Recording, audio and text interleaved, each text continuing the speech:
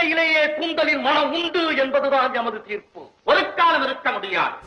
பெண்களோட கூந்தலுக்கு இயற்கையாவே மனமா? போன காணொலியில் இறைவன் தனிமை கொடுத்த பாடலையும் அதோட விளக்கத்தையும் பார்த்தோம்.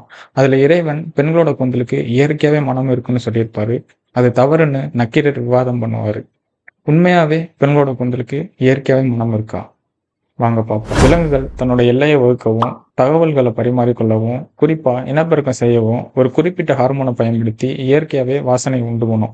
இதுக்கு ஃபெரோமோன்னு பேரு. இந்த ஃபெரோமோன்கள் மனுஷங்கிட்ட இல்லைன்னு ஆராய்ச்சியாளர்கள் நீண்ட காலமா கூறி வந்த நிலையில தொடர் ஆராய்ச்சி மூலமா இது மனுஷங்கிட்ட இருக்குன்னு, காதலின் போது இது அதிகமா வெளிப்படுதுன்னு சொல்றாங்க. காதலின் போது பெண்களோட தலையில இருந்து 90% ஃபெரோமோன்கள் வெளிப்படுவதாகவும், இதுதான் அவங்களோட இயற்கையான வாசனைக்கு காரணம்னு சொல்றாங்க. பெரும்பான்மையான பெண்கள் குள்ளமா இருக்கிறதுக்கு காரணம் தன்னோட காதலன் இந்த வாசனையை நுகர்வதற்கு தான்னு சொல்றாங்க. எந்த ஒரு அறிவியல் தொழில்நுட்பமும் அறிவியல் வளர்ச்சியும் இல்லாத காலத்திலேயே தமிழனை கண்டுபிடிச்சு பாட்டா எழுதியிருக்கான்னா அவனோட அறிவியல் ஞானமும் பரந்துபட்ட பார்வையும் குறிப்பிடத்தக்கது. இந்த காணொளி உங்களுக்கு பிடிச்சிருந்தா உயரம் கம்மியா இருக்கவங்க காதலுக்கும் பெயருங்க. நன்றி.